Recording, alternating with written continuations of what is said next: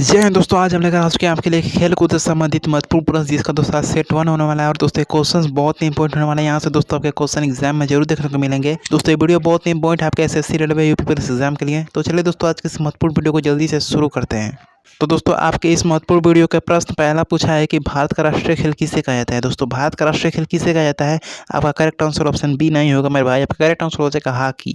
Hockey को मेरे भाई भारत का राष्ट्रीय खेल कहा जाता है। अगले क्वेश्चन की बात करेंगे तो मेरे भाई अगला क्वेश्चन पूछा है कि शतरंज के खेल की शुरुआत किस देश में हुई थी। मेरे भाई आप सोच रहे होंगे कि इसका करेक्ट आंसर ऑप्शन डी होगा, रूस होगा, लेकिन ऐसा नहीं है मेरे भाई। शतरंज के खेल की शुरुआत भारत में ही हुई थी। कहाँ पे हुई थी? भारत में ही हुई थी। तो ऑप्शन में नहीं है भारत, इसलिए आपका करेक्ट आंसर भारत हो जाएगा। मैंने जानबूझ कर ऑप्शन में नहीं डाला है। इसका करेक्ट आंसर क्या हो जाएगा? आपका भारत हो जाएगा। अगले क्वेश्चन की बात करेंगे थर्ड नंबर की, तो कबड्डी किस देश का राष्ट्रीय खेल है? कबड्डी किस देश में जोश और खरोश के साथ खेला जाता है? एकदम धुआंधार तरीके से खेला जाता है। तो कबड्डी आपका खेला जाता है मेरे भाई बांग्लादेश में।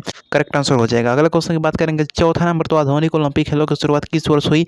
ऑप्शन में आपका करेक्ट आंसर नहीं है। आपको खुद बताना है कि ओलंपिक खेलों की जो शुरुआत हुई थी, आधुनिक खेलों की शुरुआत, वो किस वर्ष हुई थी? तो ये हुई थी आपका 1896 में। करेक्ट आंसर आपका नहीं है। तो आपका करेक्ट आंसर क्या हो जाएगा? 1896 हो जाएगा।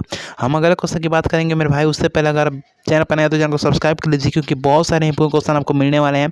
तो मेरे भाई चैनल को सब्सक्राइब करना आपका फर्ज बनता है अपने तैयारी को बेहतर बनाने के लिए। तो मेरे भाई चैनल को सब्सक्राइब जरूर करिएगा।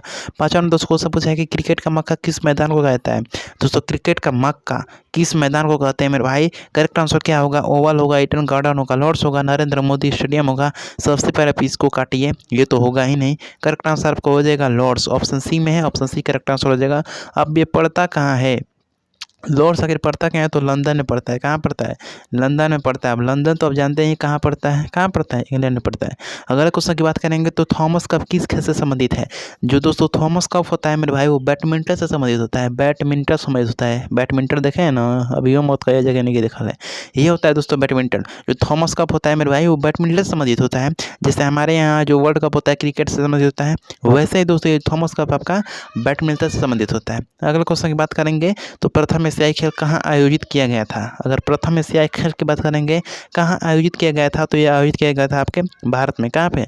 भारत में आयोजित किया गया था। और भारत में कहाँ पे? तो यह नई दिल्ली में आयोजित किया गया था, जो कि ऑप्शन ए में है। और ए आपका राइट आंसर हो जाएगा। अगर हम अगले क्वेश्चन की बात करेंगे तो मेरे भाई अगला क्वेश्चन बहुत ही इंपॉर्टेंट है। 8वां नंबर, प्रथम एशियाई खेल किस वर्ष आयोजित किया गया था? अगर हम प्रथम एशियाई खेल की बात करेंगे किस वर्ष आयोजित किया गया था, तो यह आयोजित किया गया था आपके 1951 ईस्वी में। करेक्ट आंसर ठोक के आ जाइएगा, ऑप्शन ए में है। ऑप्शन ए आपका राइट आंसर हो जाएगा। 1951 में प्रथम एशियाई खेल का आयोजन किया गया था। अगले क्वेश्चन की बात करेंगे तो साक्षी मलिक किस खेल से संबंधित है? जो साक्षी मलिक है मेरे भाई, ये एक लड़की हैं या फिर कह सकते हैं एक वोमेन है, जो हमारे देश का नाम रोशन कर रही हैं इंटरनेशनल लेवल पे कुश्ती में। किस में? कुश्ती में। तो ऑप्शन सी आपका राइट आंसर हो जाएगा। साक्षी मलिक किस खेल से संबंधित है, किस खेल से बिलोंग रखती हैं? तो ये करती हैं आपके कुश्ती से। अगले क्वेश्चन की बात करेंगे तो बटरफ्लाई किस खेल से संबंधित है? चलिए इसको सोचिए, बटरफ्लाई क्या होता है? बटरफ्लाई जो होती है वो ऐसे उड़ती रहती है, ऐसे नीचे ऊपर। उसको आप देखेंगे कौवा जैसे उड़ता है ना, कबूतर ऐसे सीधी लाइन में नहीं उड़ती है। वो कैसे उड़ती है? ऐसे ऊपर नीचे। तो जो ऊपर नीचे कौन सा खेल होता है? कौन सा खेल होता है आपका?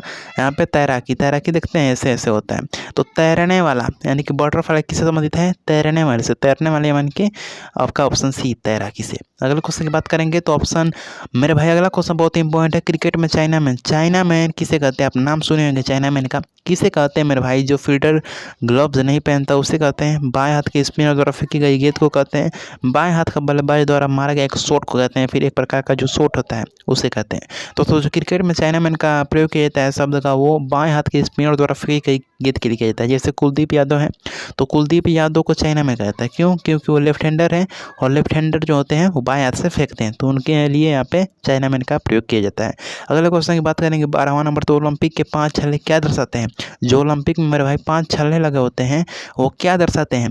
5 महासागर को दर्शाते हैं, 5 प्रसिद्ध पर्वत श्रृंखलाएं को दर्शाते हैं, 5 महाद्वीप या फिर 5 महत्वपूर्ण खेलों को दर्शाते हैं। करेक्ट आंसर हो जाएगा मेरे भाई 5 महाद्वीपों को दर्शाते हैं। किसको? 5 महाद्वीपों को या दर्शाते हैं। कौन? ओलंपिक के जो 5 छल्ले लगे होते हैं। अगर दोस्तों हम अगले क्वेश्चन की बात करेंगे तो अगला क्वेश्चन है, भारत अपना पहला एक दिवसीय क्रिकेट विश्व कप कब जीता था? जो भारत ने अपना पहला एक दिवसीय क्रिकेट विश्व कप, ओडीआई जिसे कहा जाता है मेरे भाई, इतना भी समझिए, ओडीआई को एक दिवसीय क्रिकेट कहता है। अब इसका विश्व कप कब जीता था पहली बार भारत ने? तो यह जीता था आपके 1983 ईस्वी में। ऑप्शन डी आपका करेक्ट आंसर हो जाएगा। अब 1983 ईस्वी में भारत ने अपना पहला ओडीआई वर्ल्ड कप जीता था। किसकी कप्तानी में जीता था? तो आपके कपिल देव की कप्तानी में। आपका करेक्ट आंसर क्या हो जाएगा? कपिल देव की कप्तानी में। कपिल देव की कप्तानी में आपका भारत ने क्या जीता था? पहला ओडीआई वर्ल्ड कप जीता था। अगर हम बात करें कि किसके खिलाफ जीता था, दो टीमें तो होंगी, ऐसे थोड़े कि अकेले जीत गया, अकेले नहीं जीतेगा, दो टीमें होंगी। तो भारत तो पहला हो गया, भारत तो पहला हो गया। दूसरी टीम कौन थी? दूसरी टीम थी मेरे भाई वेस्ट इंडीज।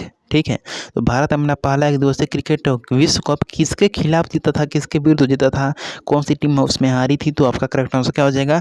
वेस्ट इंडीज हो जाएगा। अगले क्वेश्चन की बात करेंगे 14 नंबर। तो शतरंज के बोर्ड पर कुल कितने वर्ग होते हैं? शतरंज आप देखें हैं ना, ऐसे होता है। तो शतरंज का जो बोर्ड होता है उस पर कुल कितने वर्ग होते हैं, कितना वर्ग उस पर बना होता है?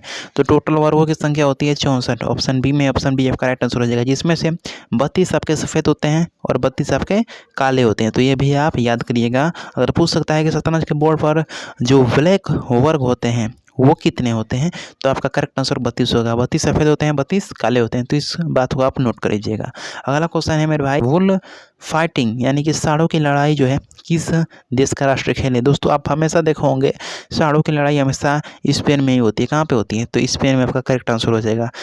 यस आ रहा है स्पेन में, और सांडों की लड़ाई में भी यस आ रहा है। तो आपका करेक्ट आंसर क्या हो जाएगा? ऐसे भी याद हो गया। तो सांडों की लड़ाई कहाँ होती है? स्पेन में होती है। 16 नंबर क्वेश्चन की बात करेंगे तो कबड्डी में कुल कितने खिलाड़ी होते हैं? कबड्डी में अगर खिलाड़ियों की बात करें तो 7 होती हैं। आपका करेक्ट आंसर ऑप्शन सी हो जाएगा। मेरे भाई कौन कौन कबड्डी खेलते हैं? मेरे भाई जरा कमेंट में बता दीजिए कि कौन कौन कबड्डी खेलते हैं मेरे दोस्त। अगले क्वेश्चन की बात करेंगे तो क्रिकेट में कुल कितने खिलाड़ी होते हैं? क्रिकेट में कुल कितने खिलाड़ी होते हैं? इसको मैंने पोस्ट भी किया है। तो क्रिकेट में टोटल आपके 11 खिलाड़ी होते हैं। अगर हम 18वें क्वेश्चन की बात करेंगे तो वॉलीबॉल के एक पक्ष में कितने खिलाड़ी होते हैं? तो वॉलीबॉल के एक पक्ष में कितने खिलाड़ी होते हैं? जरा इस क्वेश्चन को आप आंसर जो है कमेंट में पोस्ट कर दीजिए, कमेंट में बता दीजिए। करेक्ट आंसर हो जाएगा मेरे भाई ऑप्शन बी, 6 टोटल खिलाड़ी होते हैं। हम 19 नंबर क्वेश्चन की बात करेंगे तो खो खो में कितने खिलाड़ी होते हैं? तो खो खो में टोटल 9 खिलाड़ी होते हैं। खो खो में कितने खिलाड़ी होते हैं? टोटल 9 खिलाड़ी होते हैं। हम अगले 20 क्वेश्चन की बात करेंगे यानी कि 20वां नंबर क्वेश्चन की और लास्ट क्वेश्चन की। तो पोलो में कितने खिलाड़ी होते हैं? पोलो क्या होता है आप समझते हैं? पोलो क्या होता है? पोलो खेल कैसा होता है? तो मेरे भाई जो पोलो होता है ना, ये एक प्रकार का क्या होता है? महत्वपूर्ण खेल होता है, जिसमें दोस्तों घोड़े पर सवार होकर जो लोग क्या होते हैं? गेंद को मारते हैं। ये आपका पोलो होता है। तो इसमें खिलाड़ी कितने होते हैं? तो खिलाड़ी आपके 4 होते हैं। तो दोस्तों आज के ये इंपॉर्टेंट क्वेश्चन आपको कैसा लगा? इंपॉर्टेंट वीडियो आपको कैसी लगी है? अच्छी लगी तो वीडियो को लाइक जरूर कीजिएगा, क्योंकि आज था खेल कूद से संबंधित महत्वपूर्ण प्रश्नों का सेट 1, और हम सेट 1 हो तो गया, अब सेट 2, सेट 3, सेट 4 ऐसे करके आपको सेट देंगे। और जब ये सेट पूरा कंप्लीट हो जाएगा उसके बाद हम आपको क्रिकेट से संबंधित एक इंपॉर्टेंट वीडियो देंगे, फुटबॉल से संबंधित एक इंपॉर्टेंट वीडियो देंगे, यानी कि अलग अलग खेलों के अलग अलग से वीडियो देने वाले हैं। तो बहुत ही इंपॉर्टेंट ये चैनल आपके लिए और आपकी तैयारी को बेहतर बनाने के लिए इस चैनल को सब्सक्राइब जरूर कीजिएगा। मिलते हैं दोस्तों आपसे नेक्स्ट वीडियो में और भी इंपॉर्टेंट टॉपिक और भी इंपॉर्टेंट क्वेश्चन के साथ। तब तक के लिए जय हिंद, जय भारत।